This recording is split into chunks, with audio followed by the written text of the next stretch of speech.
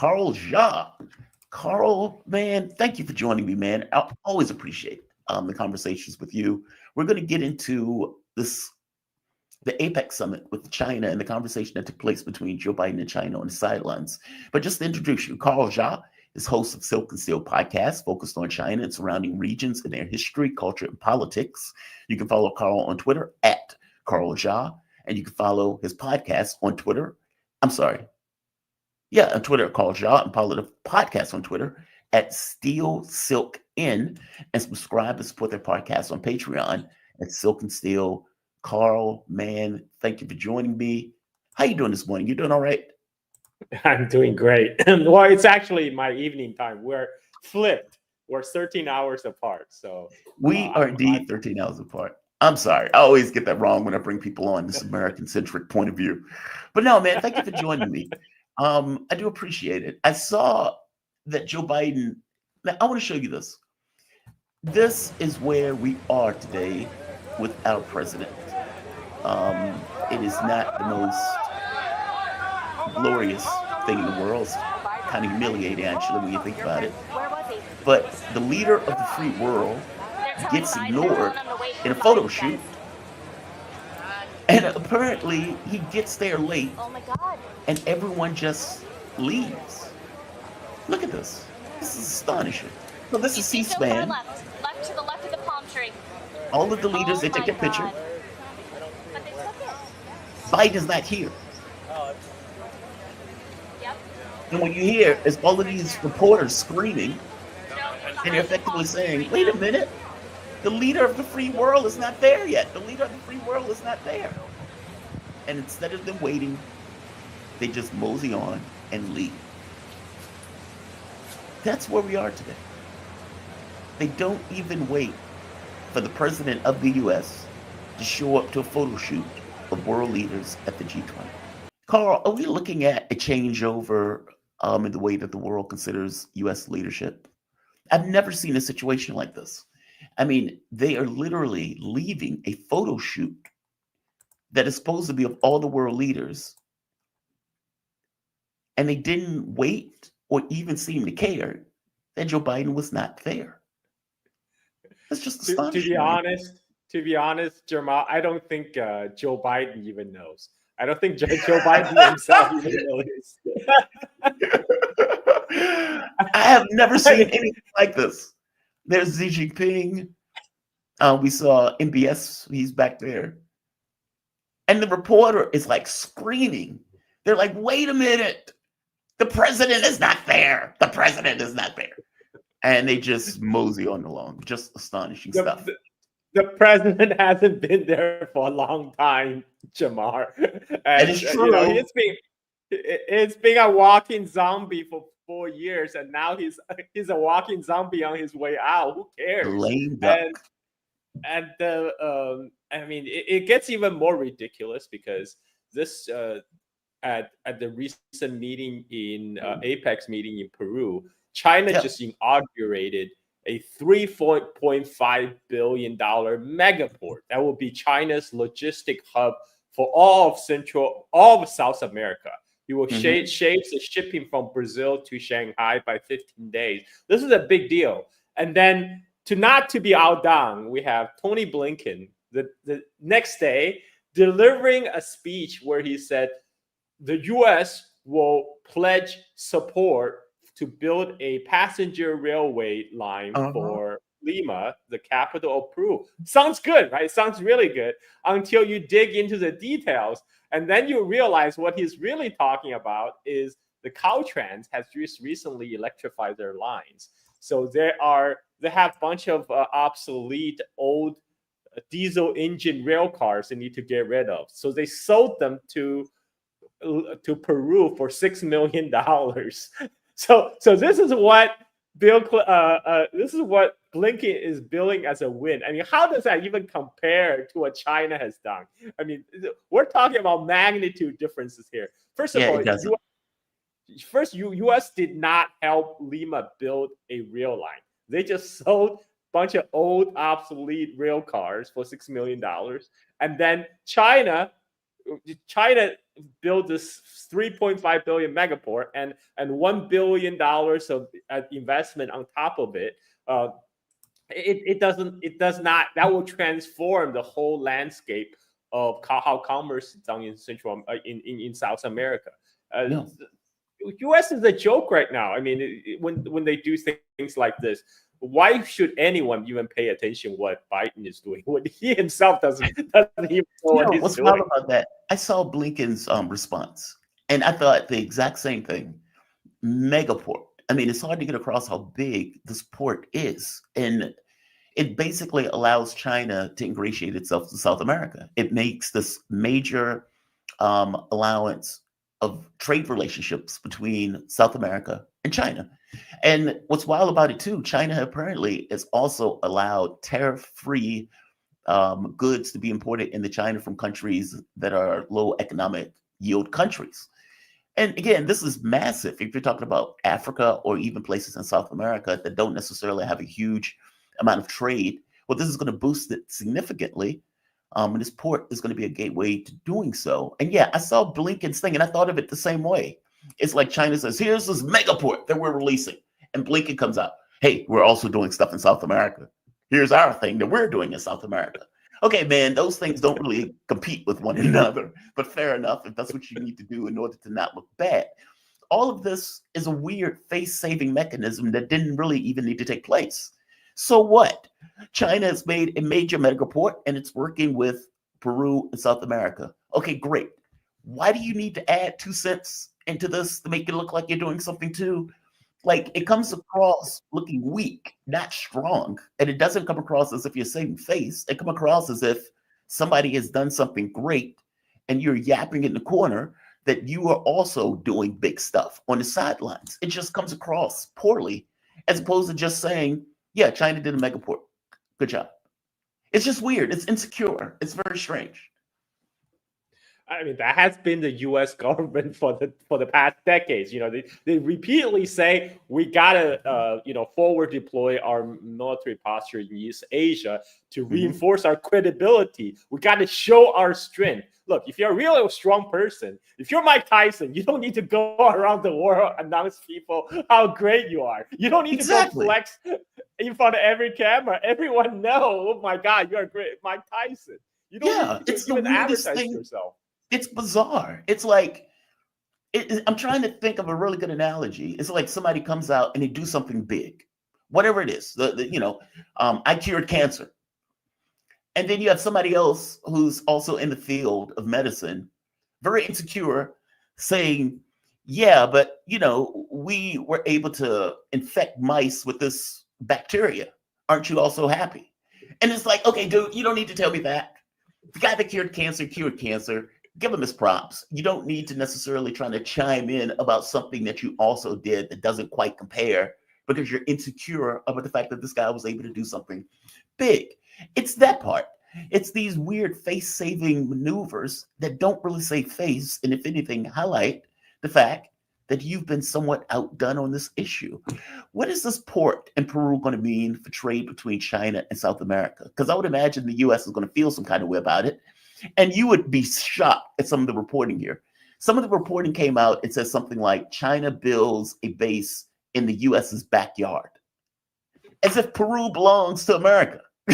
Just like the way we think about this stuff is astonishing. What is this port going to mean between trade between not just Peru and China, but also South America and China? The Chancay Port is 6,000 kilometers away from U.S. and then because they consider that U.S. backyard. And this is actually pretty big for all of South America because on top, it's not just the mega port. There's also the oceanic transcontinental highway that connects Brazil's Amazonian region to the Pacific coast of Peru. So now all the goods from Northeast Brazil, previously they would take a roundabout way to either loop around the tip of South America to go into Pacific to China, or to go through the Caribbean, through the Panama Canal. When there's traffic, they have to wait to pass through the Panama Canal, and then maybe go to port in Mexico and United States, and then put everything container ship, then ship to Shanghai. Now they can just ship directly through from Brazil's Amazon on this cross-continental highway to ports in Peru, loaded on container. By the way, this port is fully automated. They have like fully automated cranes, and so the new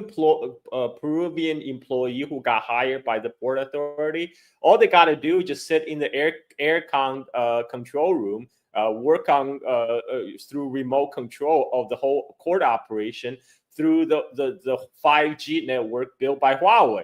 And this is amazing stuff. And Peru, like the people in Peru, they said themselves, Peru used to be kind of the center of South America, whether from the Inca Empire days or the Spanish colonial era. Peru was the center. This port will help Peru to become the center hub again, because 40 to 60% of the traffic that's going to go through the Chancay port is going to come in from other countries like Bolivia, which doesn't have a port access, Brazil, Chile, and this is going to revitalize the economy of the whole region. The port is initially set to handle 1 million be able to handle 1 million ton container ship. Like the world's largest container ship will be able to park in this port. So this is huge. It shaves the whole traffic from northeast Brazil to Shanghai about 15 days. So, you know, for like perishable goods, like especially agricultural products, which in South America is known for, now they have a new market in Shanghai, just by the virtue of this new port and cutting the shaving off of the time in transit. So this is a big deal. This is a big deal, which you know, makes Tony Blinken even more ridiculous. Just think, if we didn't spend $10 trillion blowing up Afghanistan and Iraq, what we could have done with that money. Like, it kills me, man. Like, that is money that we just pissed away.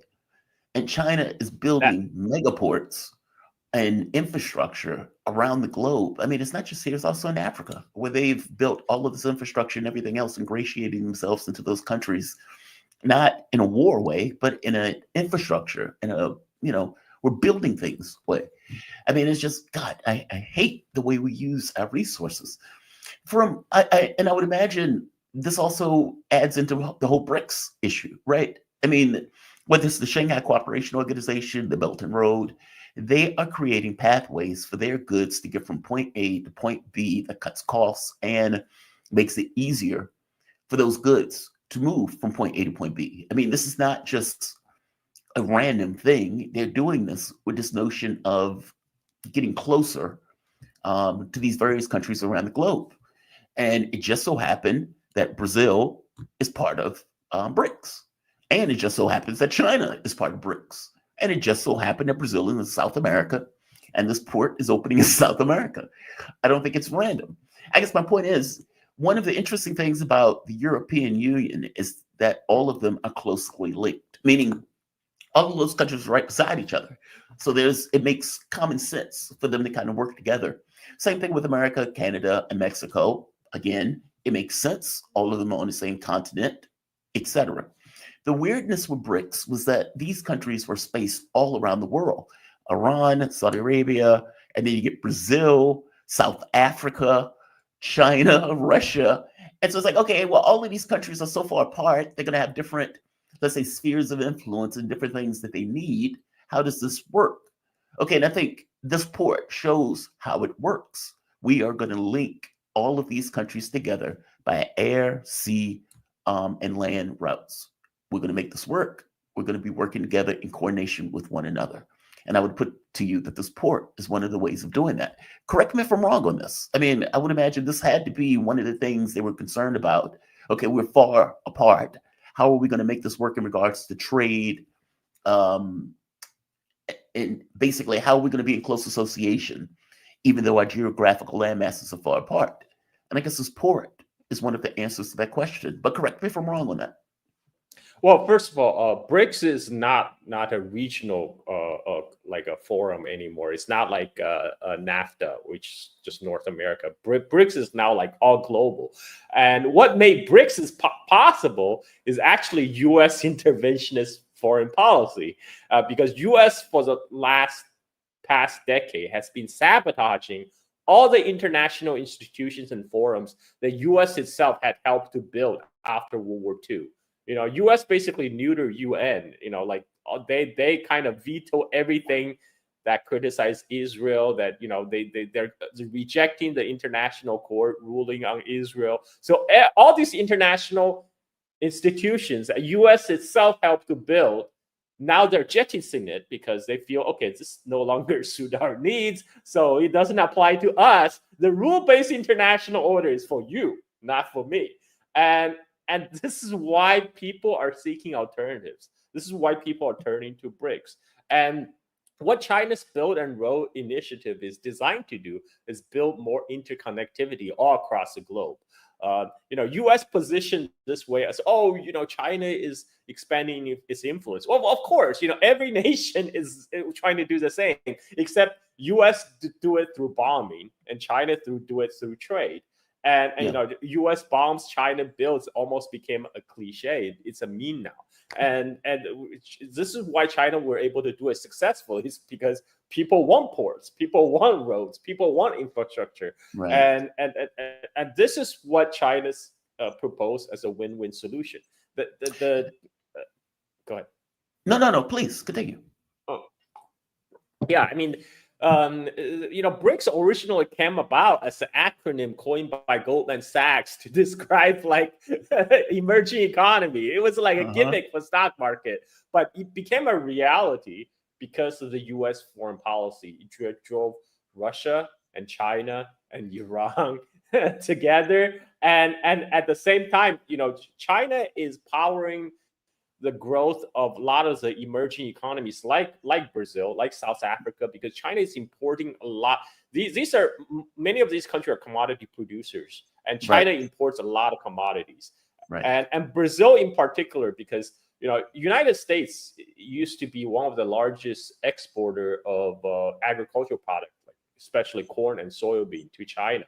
But because of the U.S. trade war on China, it's forcing China to look for alternative. And guess what? Brazil produce corn, soybean in large quantities. So now China is sourcing a lot of its agricultural needs from Brazil instead, because Brazil, unlike United States, is a friendly country. It's part of the BRICS. The same goes for other Argentinian, other South American countries. So this is where this is a big difference between U.S. and Chinese approach, and also by building the global connectivity, it's a port. A port, it doesn't just say only Chinese ship can dock at this port. A port, it's connect everyone. Everyone can come and trade, and that is the whole point. Increasing global connectivity is good, whereas U.S. is doing opposite. U.S. now are trying to close down the borders. They're trying to raise the tariffs. They're trying to build the barrier, building the trade barrier, building the trade wall around United States and also its European allies. I call them vassal states, and that's why they're go ahead. But it's weird, right? I mean, because what it